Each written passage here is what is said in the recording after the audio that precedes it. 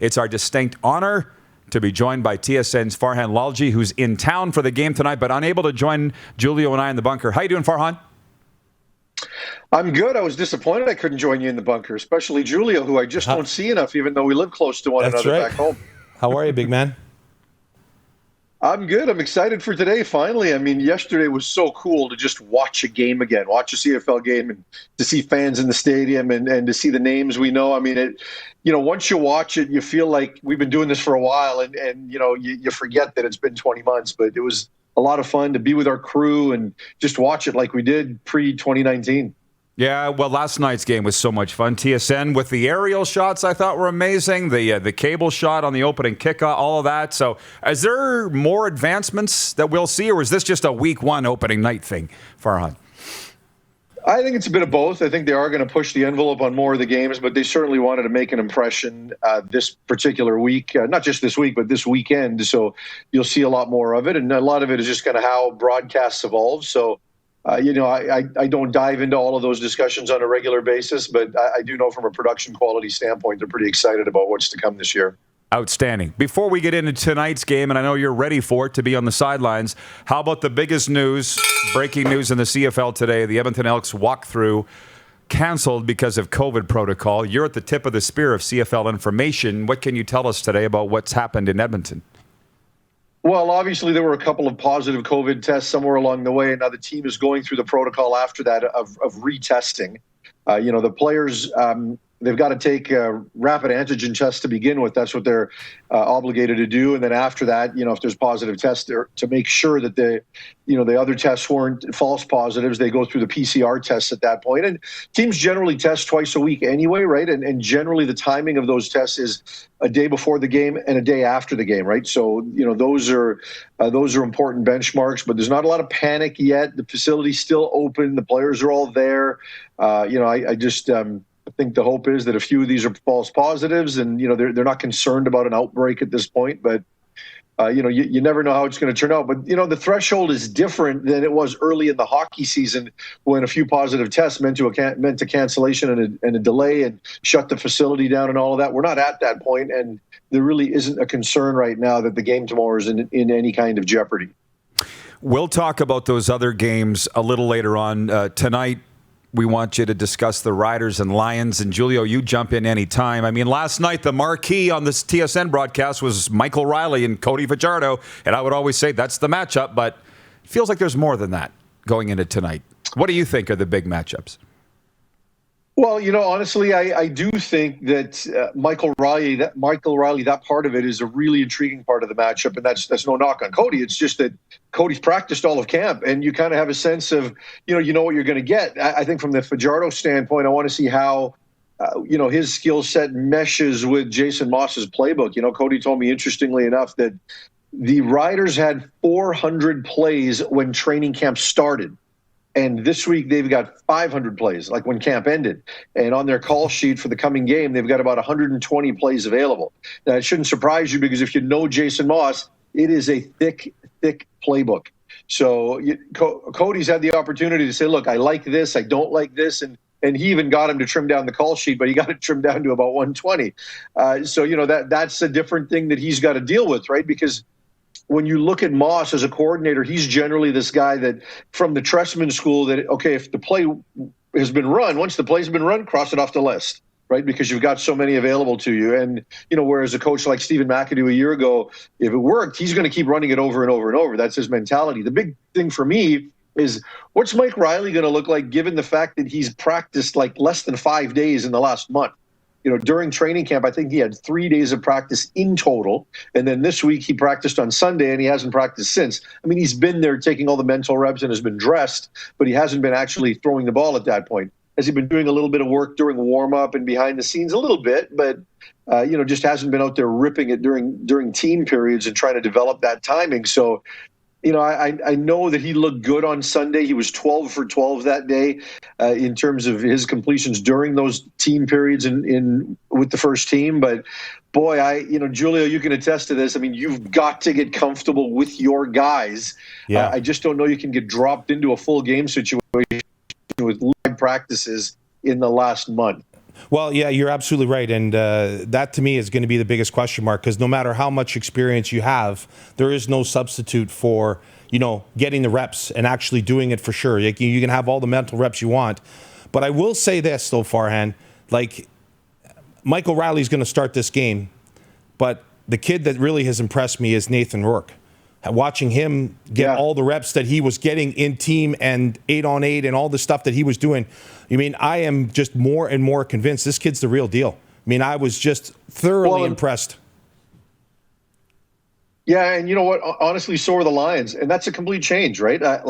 I'll give you my Nathan Rourke story, because I've gotten to know this guy since his first year at Ohio University. And when he first signed and came to BC after the 2020 draft, I spoke to him about getting some work done with Rob Williams, who's a local trainer in North Vancouver. You know him, Julio, and he does a really, really good job of adding velocity, and he's kind of a guy that's blowing up in the quarterback scene down in the United States with the number of virtual training he's doing with top NCAA quarterbacks and things of that nature. And the knock on Nathan coming out of Ohio is that, he can run the ball, but can he throw it well enough with enough velocity to get into the CFL and have a successful professional career? And honestly, I'm not sure the Lions thought he could. When you look at the upper end of the Lions organization, I think there was some thought that Ed Hervey might have reached taking him in the second round. No knock on Rourke as a player, but the draft is about supply and demand, and generally there's not a huge demand for Canadian quarterbacks or quarterbacks generally in the draft because of how ratios and rosters are normally set up. And I think that they weren't taking him all that seriously a month ago or 2 months ago, right? They just thought, he probably got taken a little high, and we're talking about him because he's Canadian and he might not have the arm talent to play at this level. Then a week before camp starts, they all see him at the facility throwing to receivers when they're just kind of running around doing their thing, and they're like, holy cow. And the light just turned on and the narrative changed around him. And I remember Neil McAvoy telling me at this point, if we saw this guy at a U.S. workout, we would have signed him on the spot. Yeah. And he's improved throughout camp, and they've been so impressed with his velocity, which they didn't think he had, his command and his decision-making, just his quick decision-making.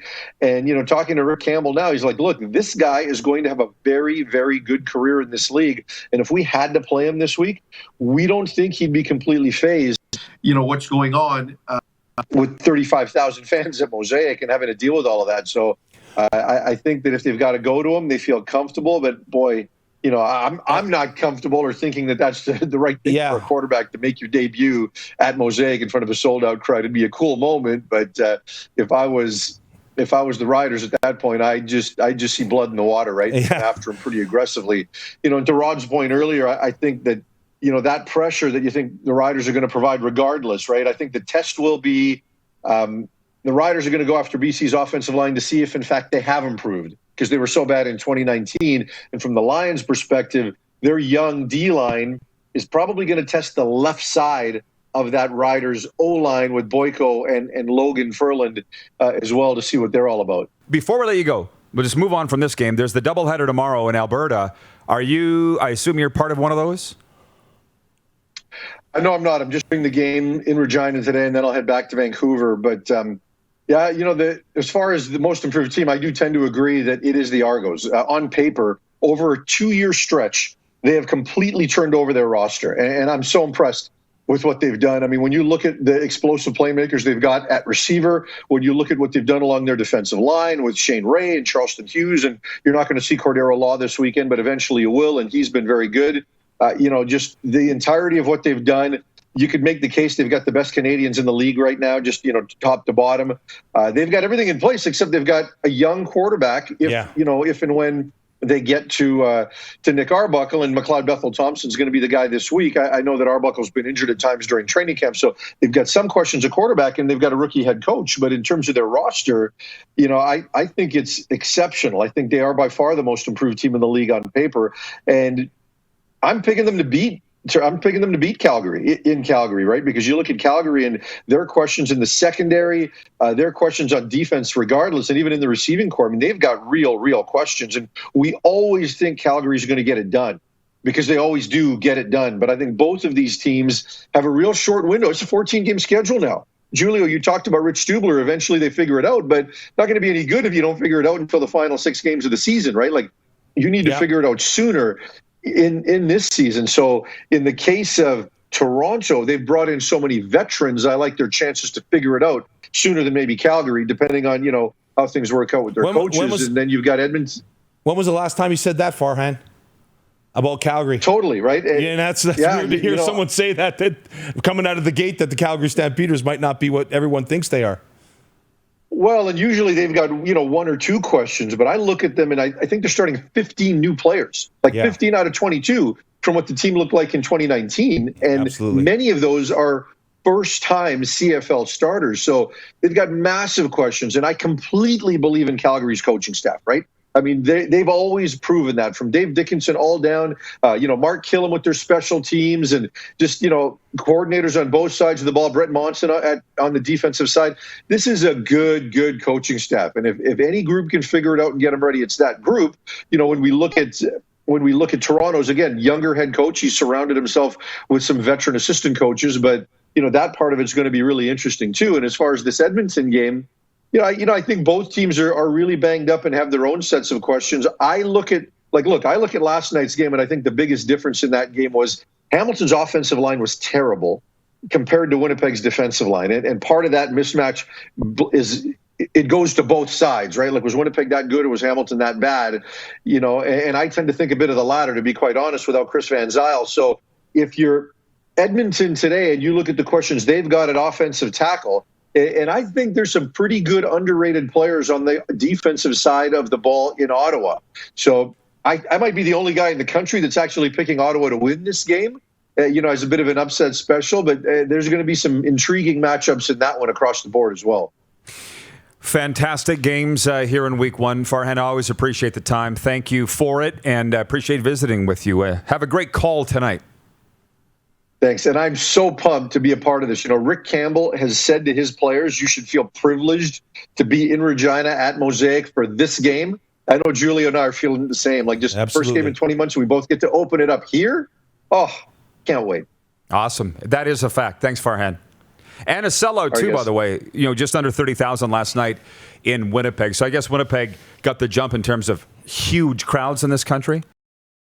You're watching Rod Pedersen On Demand. For more of The Rod Pedersen Show, visit rodpedersen.com or follow Rod Pedersen on social media.